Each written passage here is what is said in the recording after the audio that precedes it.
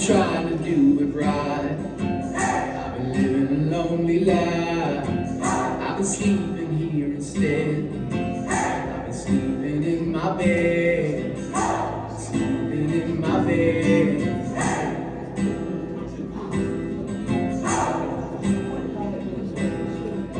So show me family, all the blood that I would need. I don't know where I belong. I don't know where I went wrong. Good job.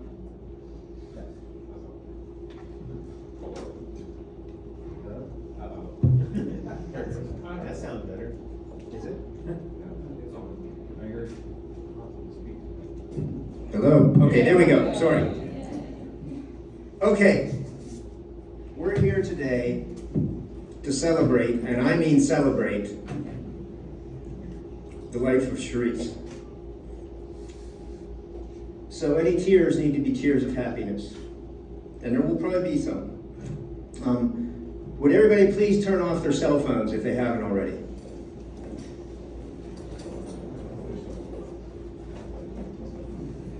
I would like to thank everybody that's here for coming to honor me and celebrate Charese.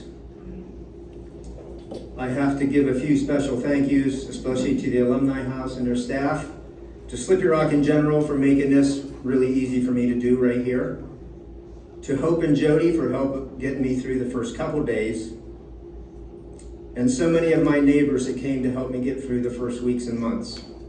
And lots of other people that I'm not going to get to mention that did something for me. If I didn't mention your name, I still really much appreciate it. And to Amy Tursky, who did those beautiful picture boards back there. It shows a quality of a happy life that is uncommon. I believe that the best 4 words to describe Charese are gratitude, love, beauty, and strength. And she probably had more gratitude than anyone I've ever known.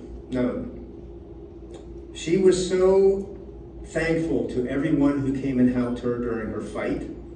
And she was so thankful to everyone who ever came and even just visited. And that kind of gratitude is uncommon. But it allows you to have the kind of love that we had also.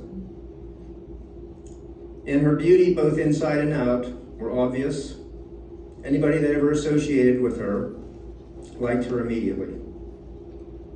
I had letters from nurses, hospice and home care nurses. I'm sure they don't write letters to a lot of their clients after she passed. It also made Charese and I's time together an exceptionally wonderful thing. We traveled, we laughed, we loved, we smiled. As you can tell by the turnout here, I had a large communities of friends before she came along. We have more now. But anybody that met her immediately liked her. And she accepted all the people in my very diverse community of friends, family, people I worked with, people that wrestled for me, people from Outdoor Adventures. A lot of people ask me how Charese and I met. And we met right here at Slippery Rock University at the climbing wall, where I was the climbing wall director. My friend Mike Cunningham had told me about Charese. He's like, you need to meet this beautiful massage therapist that rides her bike all the time. And I told Mike that I know everybody around here that rides her bikes. And he's like, no, she likes to ride by herself. So when I saw her climbing at the climbing wall and introduced myself, and she said her name was Charese, it immediately rung a bell with me that that's probably who it was, because that's not that common of a name. She told me she was preparing to go ice climbing with her brother Eric, who's sitting here in the front row, who came from Colorado with his son and daughter. And she also told me that they were preparing to do a bicycle ride from Pittsburgh to DC on the Great Allegheny Passage and C&O Trail and back in 5 days. That's 660 miles. You can add it up. That's some effort. I asked her what bike she was going to use, and she was going to use a beautiful titanium Lightspeed Bella. And I informed her that I've ridden that trail before and she should not take that bicycle on that trail. And I offered her my cyclocross bike. And if you don't know what that is, it looks like a road bike, but it's much more heavy duty. And she accepted. So the next week she came to the ARC, the Abersfeld Recreation Center, and picked the bike up. Everybody at the ARC knew her because she lived in her office and came to the rec center to work out and take showers each day. She was a beautiful lady that came in with a backpack on. They ended up not doing that ride this year, and she returned my bicycle to me, and I didn't see her for a significant period of time, but then I did see her again the next year, asked her if she was doing the ride, and she said yes. She was gonna do it by herself with a backpack on. Again, that's 660 miles in 5 days. And I thought to myself, this is a person that I should probably be with. So I lent her my bicycle, and she trained. I called her the week before she was leaving and asked her if she was tapering for her ride, which means she's reducing her mileage way down to get ready for her ride. And she said yes. And I invited her to my home to ride a bicycle loop with me, which is a simple 18-mile loop that is as flat as they get in Mercer County. I could hear the hesitation, but she felt obligated because I had lent her my bike. Those are her words, by the way, her words. And she said to me, I will come and ride, but I'm driving my car so I can leave when I want. And I said, message understood. But she thought I was going to be much too competitive for her because of my wrestling background and my bicycle racing background. But the thing she didn't know was that as an outdoor adventure instructor, you had to move to the pace of the slowest person in your group and be happy about it. And I had no need to ride away from her. I wanted to ride with her. So the whole loop we did, which is now called the honeymoon loop, the first thing we ever did together, we talked, I asked her questions, we got back to the house, we cleaned up our bikes, and the story goes simply that she never left again.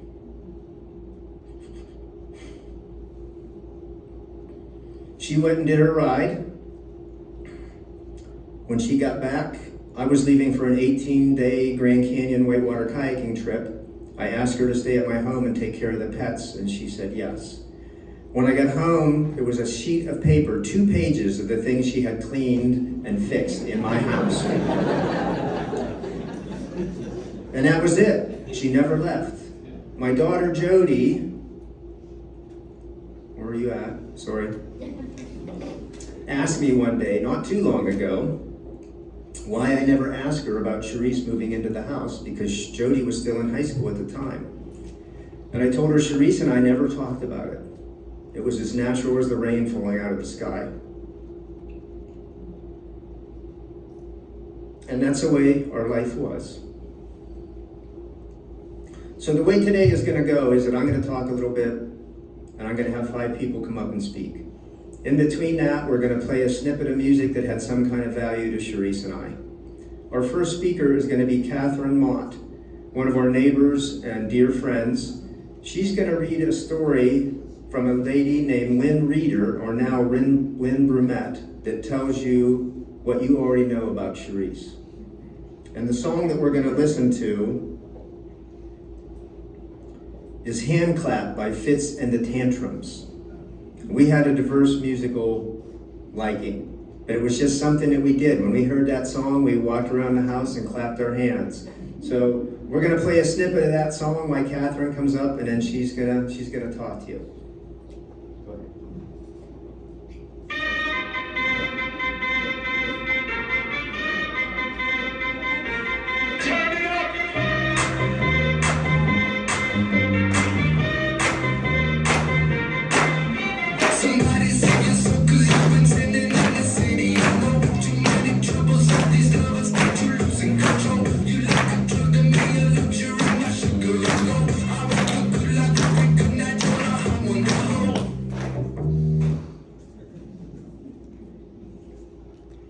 This is truly an honor to be here to speak someone else's words about Charese, and this will resonate, I know, with all of you.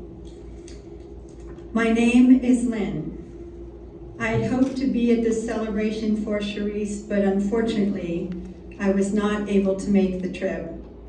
Steve asked me if I would share with you all stories of my friendship with Charese.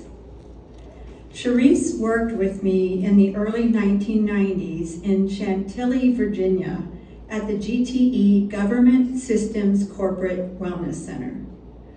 One morning on her way into work, Charese called me and asked if I wanted anything from Starbucks. I'd never been to Starbucks and I didn't know what to order, so I let her decide. She brought me a latte and a cinnamon scone, which I continued to order at Starbucks for years. To this day, the latte is my Starbucks drink, and I am still disappointed that they no longer sell the cinnamon scone. When I worked with Charese, I was married to my first husband, Darren. During that time, Charese was going to massage school. She came over to our house a few times to give us both massages as part of her required practice hours. In November 1995, Darren died suddenly of a heart attack at the age of 31. I was 7.5 months pregnant with our now 29-year-old daughter. I will never forget how Charese came over to our house and gave me a massage every morning and every night for several weeks leading up to my delivery. While it didn't take away my grief and pain, her massages relaxed me enough so that I could fall asleep at night. I strongly believe that this allowed me to carry our daughter Darren to term. Charese's gift of massage during this difficult time in my life showed me how massage could do so much more than simply help sore muscles. And this was part of my inspiration to go to massage school. I've been a licensed massage therapist now for 25 years. I have also been an instructor of massage for most of that time. Currently, I am the academic chair of massage therapy program at our local community college.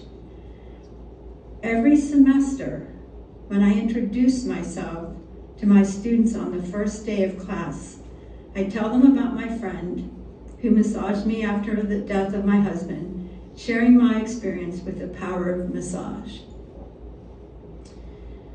What I didn't know was that she had, at that time, she was working in Tampa and really could not afford the trip to come up, but she came anyway, and I didn't even know where she stayed.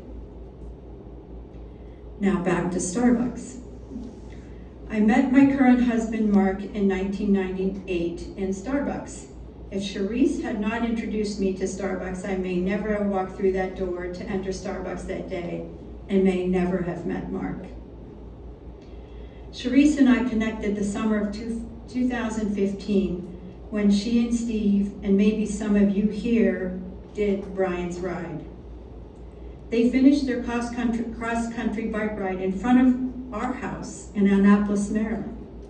I was so happy to have the chance to spend time reconnecting with Charese, introduced her to Mark and my daughters, and to meet Steve and Jody and their friends. After this visit, Charese sent me some amazing origami, which I hung over my desk at the college. I'm guessing a lot of you have some origami, right? I have mine in my room too. Yeah. They are such a special reminder of the friendship that Charese and I shared. She will forever hold a special place in my heart, as she does in all of ours.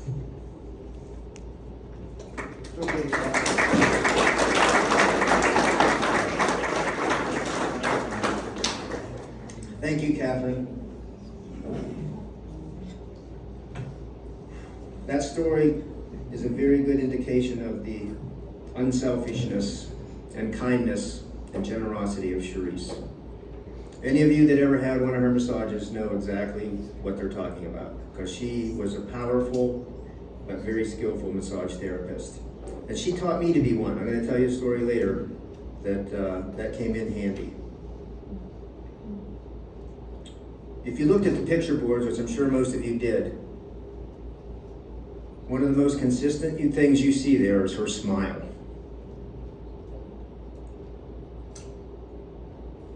It was unparalleled. And that shows the joy of her life and the joy of all things that we did, and her enjoyment of nature and her friends and other things that she just loved. It was easy for her to smile. I actually saw a girl a couple weeks ago at an ice cream place. I might have been there getting some ice cream.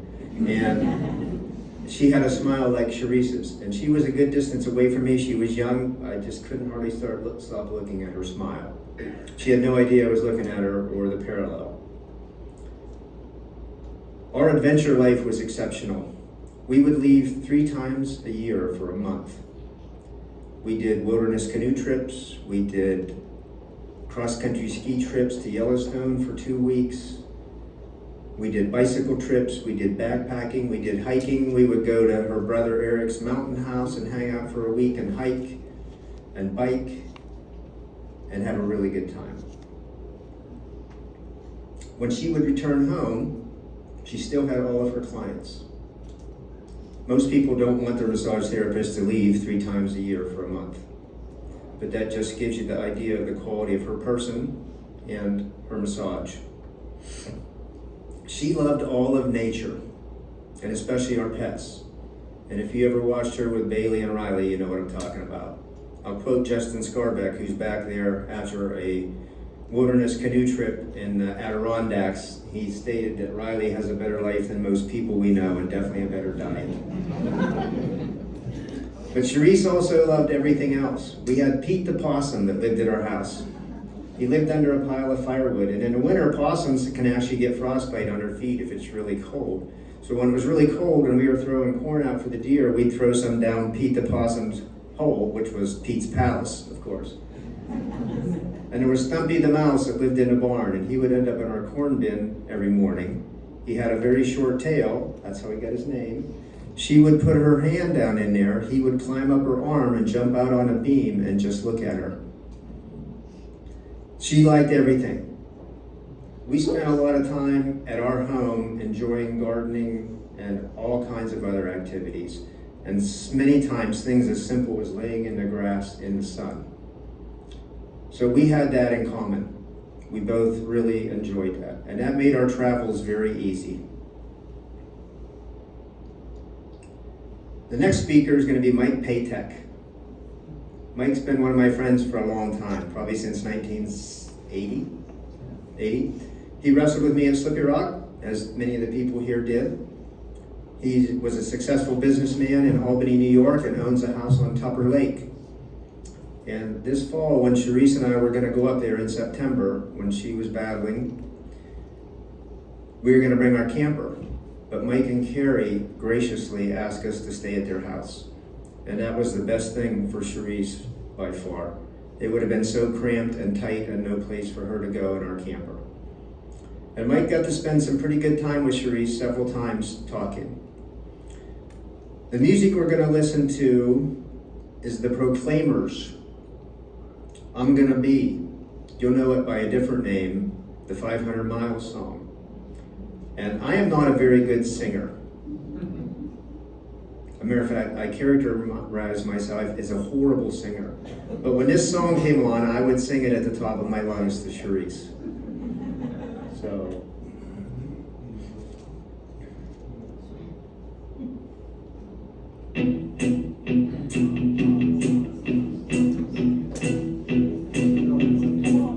When I wake up, well, I know I'm gonna be the man who wakes up next to you. When I go out, yeah, I know I'm gonna be the man who goes all in with you. If I get drunk, well, I know I'm gonna be the man who gets up next to you. If I get up, yeah, I know I'm gonna be the man who's favoring to you. But I will walk 500 miles and I will walk 500 miles and be the man who walks 1,000 miles and Good job. Thank you very much. What an honor. What an honor to speak on behalf of Charese. And I'm humbled and grateful for this opportunity. Charese is looking down on us for sure. She's actually here in spirit. That's one thing about Charese. She believes in an afterlife. And I can honestly say that she's enjoying herself, and she appreciates the fact that we are all here together to celebrate her life. I want everyone to stand and give a round of applause for her beautiful life.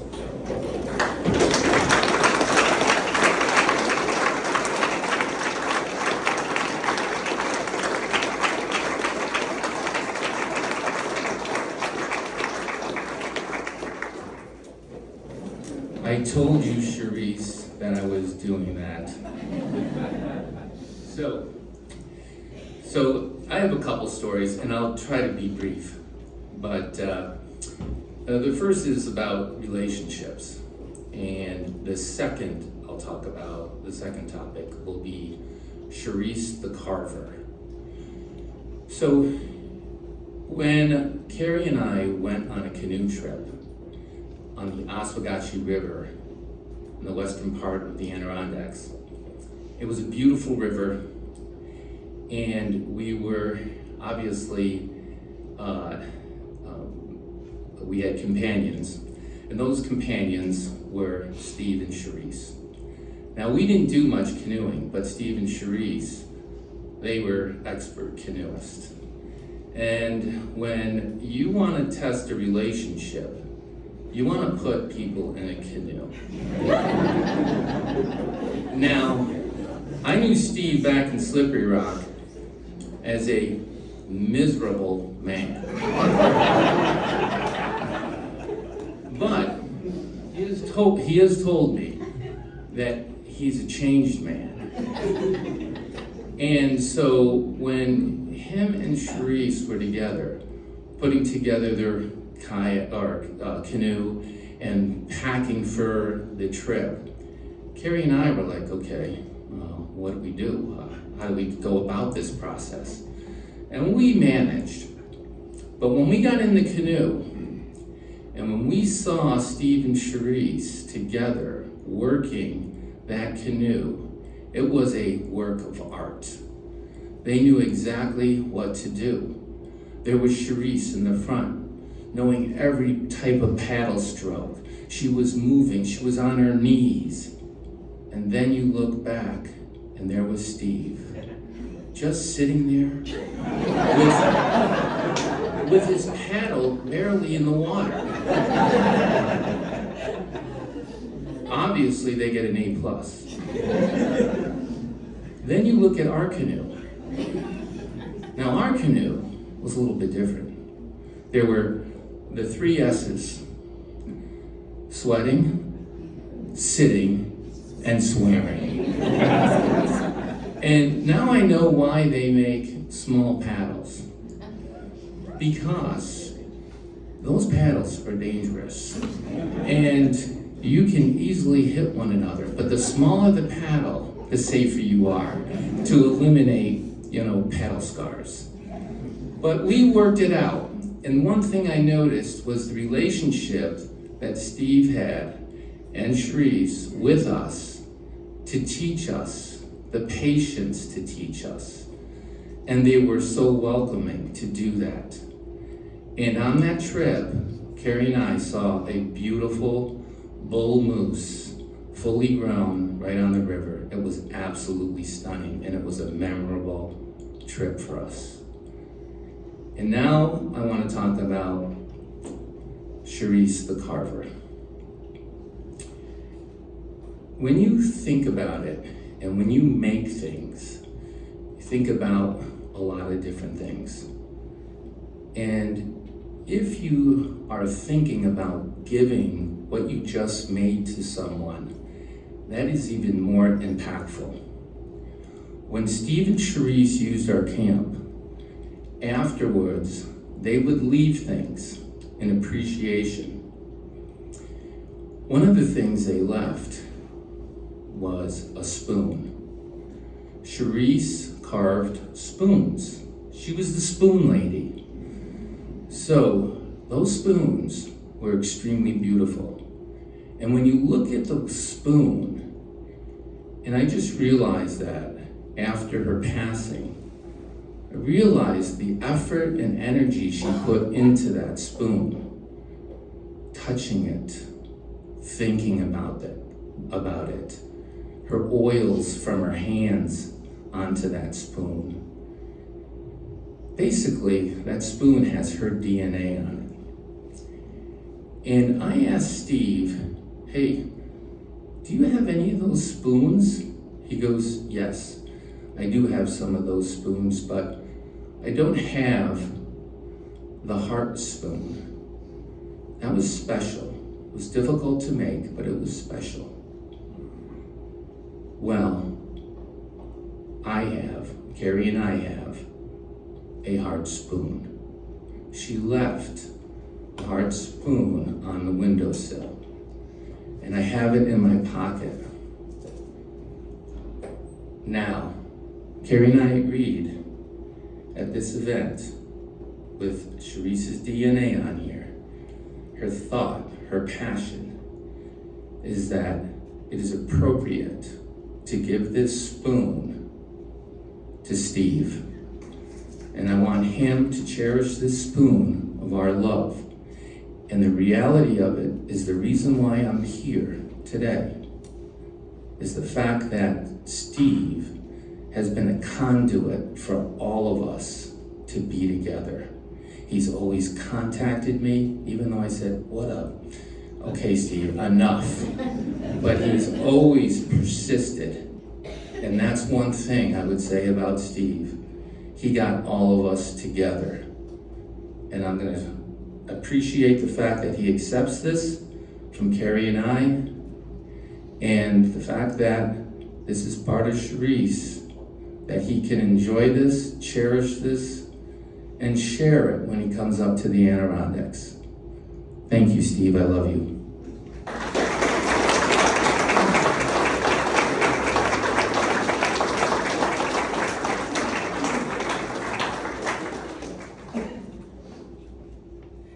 I may need a moment after that.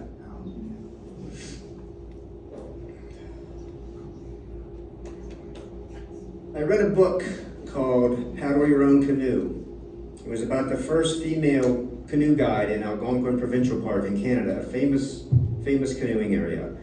And when she was elderly, her husband was critically ill, and she asked him this question: if you had a day to live over in your life again, what day would it be?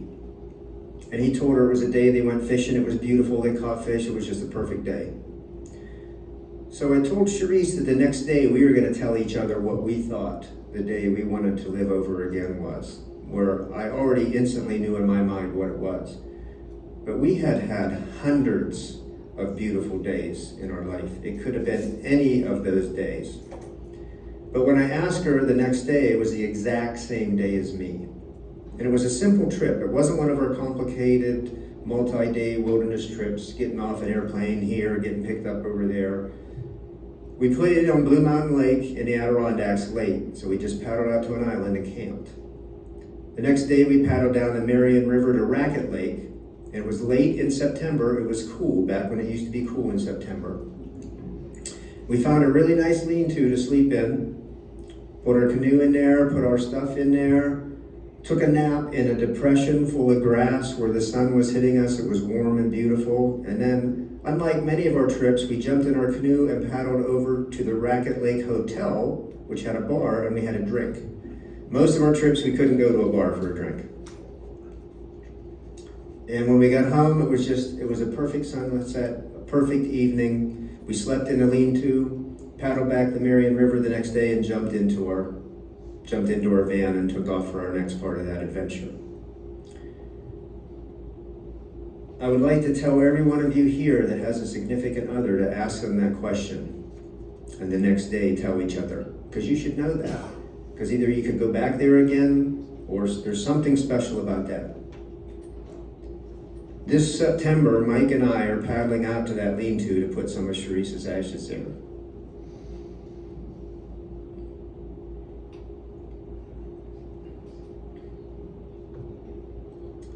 The next speaker is going to be Allie Bernstein. Allie was one of my outdoor adventure students. She's a beautiful person.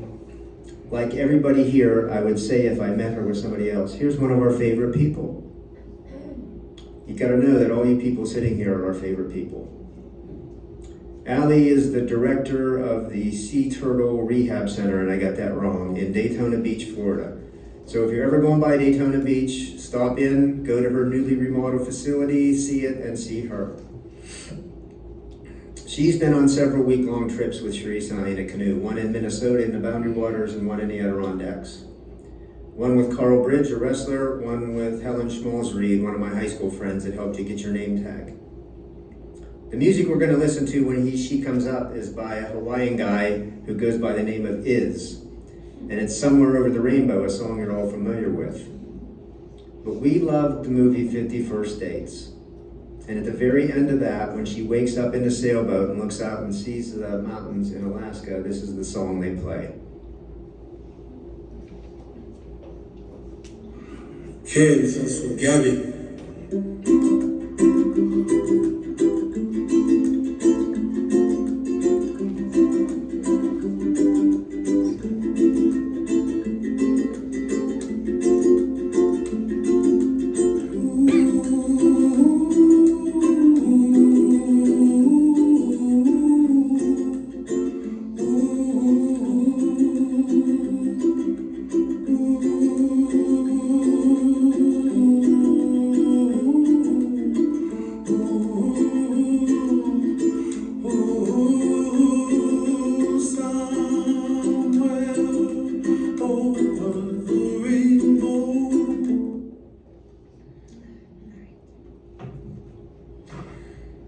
I got Charese.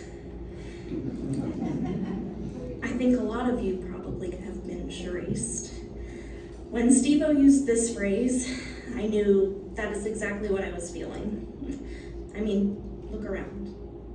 Look how many people are important in their lives and the impact she had on all of us and still has on all of us, and look how many people have come together. If you were lucky enough to have known Charese, you know just what I mean. Charese's smile was contagious, a beautiful person inside and out. I met Charese first as an art patron sometime around 2007. Scanning her in the early mornings to get her workout in. I originally took notice of her because she came in with a large hiking style backpack to get ready for the day. Little did I know that she would become the wife of my mentor, future travel companion, and friend. She adopted all of Steve's students and made us feel at home. She always made sure everyone was taken care of, comfortable, and fed. She would have been busy here in the back, making sure that everyone was taken care of. The people that were lucky enough to have known, who have had her in their life, were given many gifts. I was lucky enough to have been able to take several vacations with Steve and Charese and had many adventures, whether in Florida, the Boundary Waters, Adirondacks, or just right here around Slippery Rock. They created many memories and adventures to cherish. Charese was such a wonderful travel companion, always prepared and considerate of those she traveled with. She was a fierce and skilled canoe buddy. We made many memories for which I'm grateful. I work with sea turtles every day, of which Charese was always very proud and always interested in my work. So when I was reflecting on my time with Charese, I thought of it from the perspective of the ocean. The ocean is a healer and can take pain away, much how she did with her healing hands. The ocean is strong and powerful, much like her physicality. The ocean is boundless, much like the time and energy she devoted to those she loved. The ocean is meditative, much like her listening ear. The ocean is refreshing, much like her laugh and spirit. Charese reminds me to spend more time with those I love. It's a connectivity to our soul and finding peace. Charese was such a kind soul with a smile that you will always remember. She would want us to all continue to do good. Acts of kindness is how she would want to keep her spirit alive. And they say imitation is a form of flattery. So let's all be more like Charese and do good things.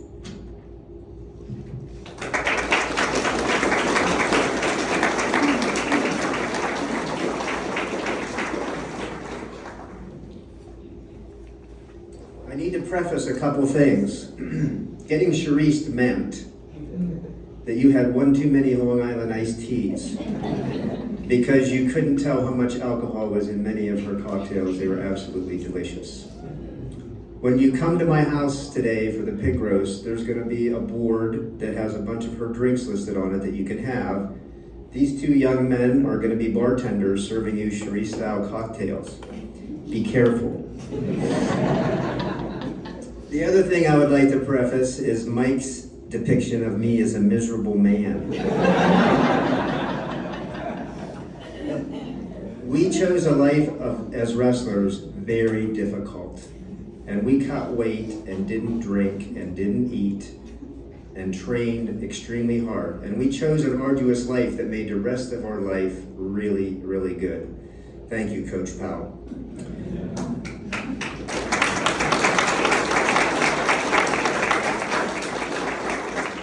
But after I graduated, Mike, and I could eat and drink, I was pretty happy. Yes. And living with Charese, you always had a lot to eat and drink, as you all know.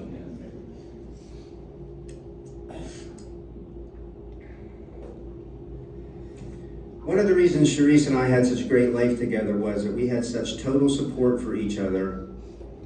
When someone asked for something to be done, or that they wanted to do, the other one didn't say why.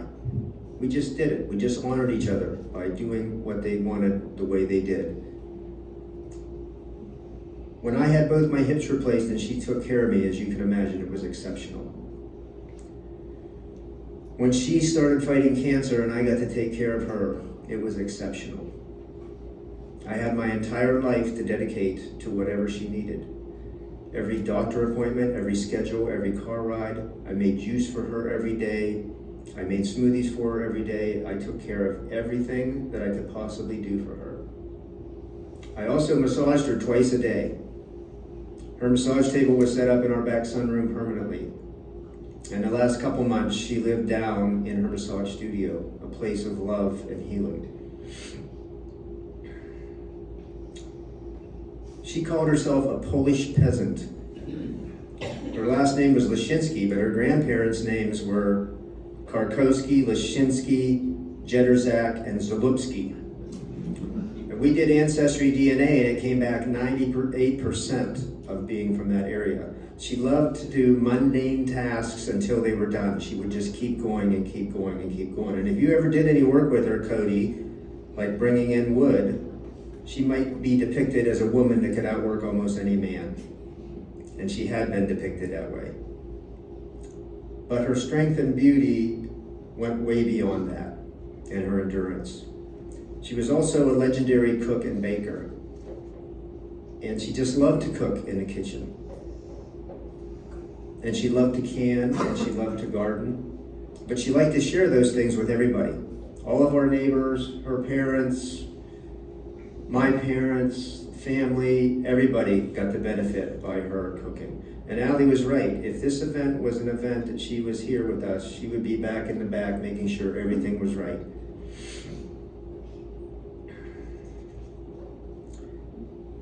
The next person we're going to hear from is Curtis Connor. Curtis lives only a short way from Charese and I. He wrestled at Pitt, not at Slippy Rock, but we'll forgive him for that. He's a local guy, and him and I got to coach together for a bunch of years, and I really started to enjoy him, and he became one of Charese and I's favorites, and I keep saying that. But she loved his sense of humor, his smile, his easygoing style, and his ability to talk about almost any subject intelligently. The music we're going to listen to while Curtis comes up here is Florence and the Machine, Dog Days. And when Charese and I were first together, we listened to this song a lot, and we listened to it in our wood shop a lot.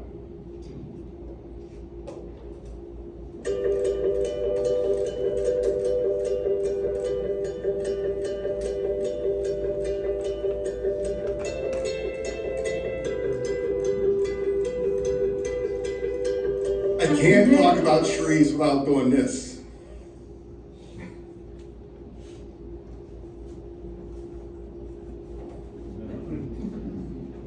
Because every time I saw her, she was in a t-shirt.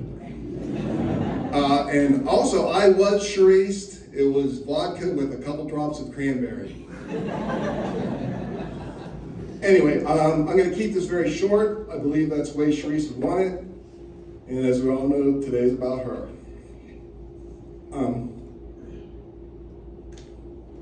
Sorry, yeah. But anyway, I'd like to start by paraphrasing something said by William Wallace. Everyone dies, not everyone really lives. I did not get to know Charese for as long as I would have liked, but in the time that I knew her, she really lived. As you know, everyone's talked about it. She really lived. Very rarely did I see her not doing something.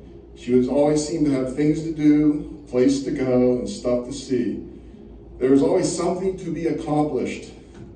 If her and Steve were not out traveling, hiking, canoeing, biking, or some other outdoor activity, because I don't think I could name them all in the time that I want to take here, there was always something else to do. And that included gardening, yard work, canning, cooking something delicious, woodworking, and above all, helping other people. And Charese had an endless supply of energy. I wish I could bottle that, because I would be a rich man. But anyway, we're gathered here today to celebrate her life, and when someone as special as her is gone from our lives, it's easy to feel a profound sense of grief or loss. But I want to say that sadness is really a gift. It is a gift given to you by Charese for being the person that she was. The gift of wonderful memories, and those memories are something that can never be lost.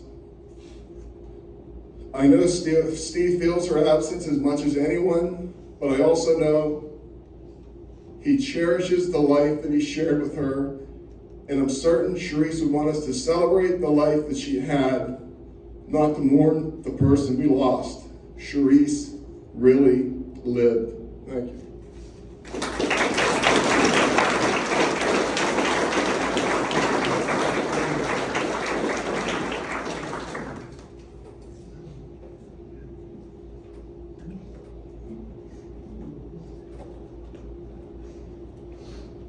There's a quote on the wall right over there, a quote from the guy this alumni house is named after, Dr. Russell Wright, who I met many times as a young coach, an inspirational man. And it says, "It is better to light a candle than to curse the darkness." And Charese was a candle lighter. Another thing I want to say is that all the pictures are on that picture board I have digitally somewhere. And if you see something you really like, in a while, give me a call and I would get it to you and you could have it printed.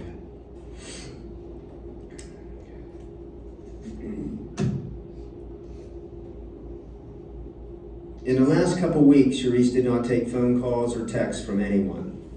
She didn't allow me to tell her who had called. And a lot of people here called me every week. And it really helped me. She knew it was time to stop fighting. She knew it was her time to go. And she said anytime she talked to somebody she loved, it made her want to stay and fight. But she told me to tell everybody to live the life of their dreams like her and I got to do. And you don't have to be wealthy to do that. You don't have to be retired to do that. But you have to love somebody, especially yourself, and just go do the things of your dreams. She asked for acts of random kindness and loving hugs and kisses to your loved ones, which was in her obituary. She wanted people to remember her how we remember her. That part's easy. And love and gratitude. I've been talking to her, of course, Jody talks to her, other people do. I've been telling her for weeks that today she's going to feel an amount of love and gratitude riding out of this building that probably hasn't been felt here before. And I don't know what's been felt here before, but I know what we all have in thinking of Charese. But I want you to know she was as beautiful in her death as she was in her life. She was so kind and grateful and smiling and happy to see everybody that came to give her care. When we were stuck in the hospital for 12 days, everybody that came in there got a smile and a hello. They would come back and see us, even when we were moved to a different part of the hospital. The home health care nurses, the hospice nurses would always get a smile. And she'd say, "Heidi ho," and she knew him by name. "Heidi ho, Bree." She said that to Jody every time Jody came in the house. Not Bree, but Heidi ho, Jody.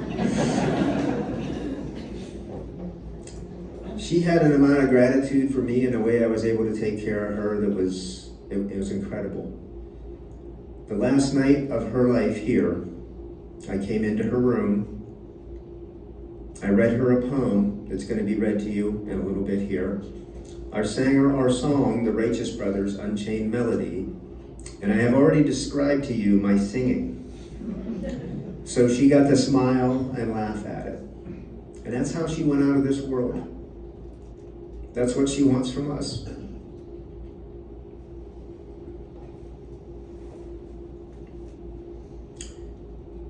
When she was younger, long before I met her, she had a near-death experience. She said she went to a place of blue light where there was love and comfort and blue beauty and warmth. And she didn't want to come back, but they said she wasn't done here. And we all know that she wasn't done here. And luckily, what she came back to was us. That just like me, she had zero fear of death. She knew she was going to someplace beautiful.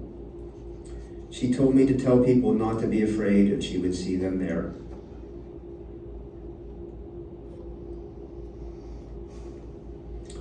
The next speaker we have coming up is Cody Bauman, who is also one of my Outdoor Adventure alums and one of our favorite people, like all of you are.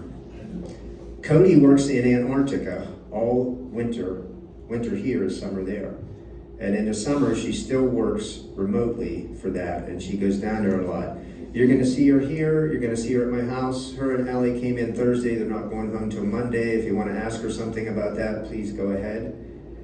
Cody is gonna read to you the poem that I read to Charese the night she passed. It is also on your bookmark. The music that we're gonna listen to is Ed Sheeran's Nancy Mulligan, which is just a song that we kept hearing and really grew to like. It's a guy in World War II. It's the singer, Ed Sheeran's grandfather, who finds a woman he loves and their parents won't let him marry her, and they run off and get married and have an unbelievable life. So Cody, come on up.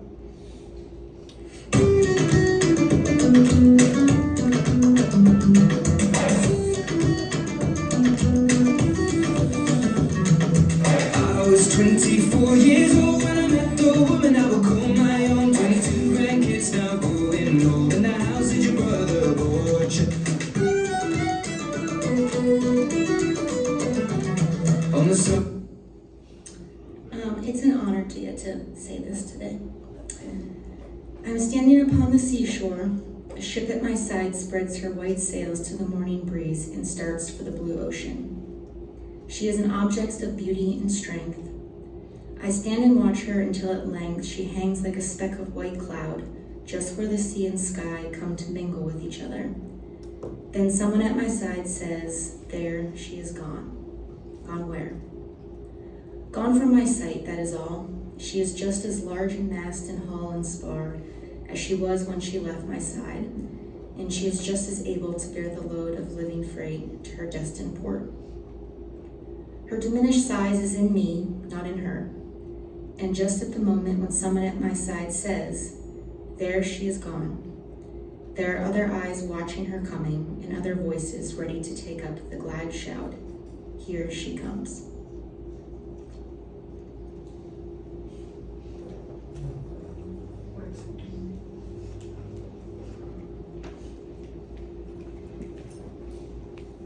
have that poem memorized, but I have trouble getting through the last couple lines.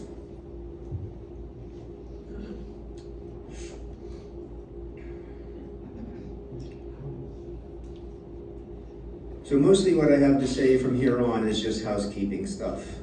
If you're coming to Charese and I's home for the pig roast, there's going to be cocktails being served and all kinds of soft drinks, wine, beer, mocktails on the porch from 4 to 6. You can show up whatever time you wanted. We're going to be serving the pig that my neighbor Tracy has been roasting since 11 o'clock last night. Around 6, people are bringing side dishes, and it is going to be a celebration just like this is. When you come, there's going to be a lot of people to park. You can head back the stone driveway between the house and the wood shop back towards the barns and back your cars into places in the yard. We park in our lawn all the time. Do not be afraid about hurting my grass. As a matter of fact, if it wasn't for weeds, our lawn would not be that green. When you get there, you'll choose a glass. Charese always insisted that all beverages be served in glasses. So a bunch of us have scrounged. People have gotten stuff out of their cupboards. Mike brought stuff from the Adirondacks. Helen brought stuff from Texas. Cody brought stuff from Florida. Allie brought stuff from Florida. Cody brought stuff from North Carolina. And there's a wide variety of glasses there. Charese didn't like plain Jane glasses. She liked it to be kind of heavy and have some character. When you go to the bar for your first drink, you use that glass. When you go for any other drinks, you use that glass. But be careful. They're potent. But they don't have to be. You can tone and mix them any way you want. And then you'll use that glass for the rest of the day, and then you'll take that glass home with you as a reminder of Charese. On your way home, you have to drive right by Jody's bird watching store. So there's a place called the Bird Watcher Store on Route 108 between here and I-79 on the right. Jody's been the manager for a couple years and changed it into a beautiful place, and she's in the middle of purchasing it. So if you want to stop in and take a look, my friends that I've taken there all say they would come back. It's really cool. It's not what you envision as a bird store. You can't even envision it until you go there. For the rest of our time here at the Alumni House, we have food, we have beverages, we have homemade desserts, we have the picture boards, we have a couple other pictures there. We have a lot of people to meet. They're just very friendly and very fun. My favorite people. So even if you're sitting there and you don't know who's beside you, just strike up a conversation with them. Take a look at their name tag. It should tell you how they know Charese and me. And I am exceptionally blessed and honored that you guys are all here with me today. And as this was, the rest of the day is, and the rest of your lives need to be a celebration of Charese, to be more like her. Mike's right, I'm a changed man in many ways. I noticed yesterday when Tracy was out roasting the pig, I brought him something to drink. I brought him something to eat. I've always been a caretaker, but now I'm even a better caretaker because I witnessed how it should be done.